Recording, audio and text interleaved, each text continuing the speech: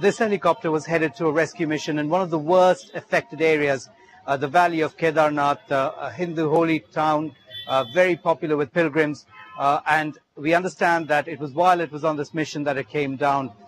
The weather's been pretty bad in these parts. A lot of the day yesterday, a lot of missions had to be aborted because of the bad weather. We were on one where the helicopter had to turn back. In this one, we do know that several other helicopters returned to base, but for a while they lost contact with this particular one, and then they discovered that it had come down. All 8 personnel on board, 5 Air Force personnel, 3 civilians have died. Sandra, is it possible to even know how many people could still be stranded on those mountainsides waiting for help?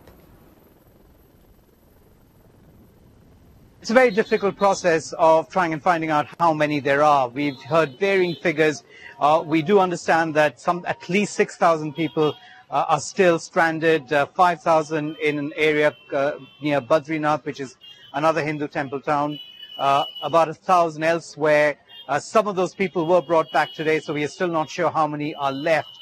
But I did spend some time earlier today meeting the relatives of people who are still missing. They were very, very upset, very angry, demanding to know where their missing relatives are, saying that the lists that are being put out of the people who've survived or the people who've died, their names are not on it. So there are a lot of people looking to try and find out what's happened to their relatives.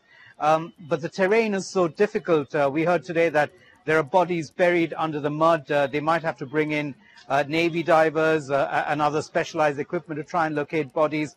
So I'm afraid it's going to be some time before we get a sense of how many people have been killed and how many people are still missing, waiting to be rescued.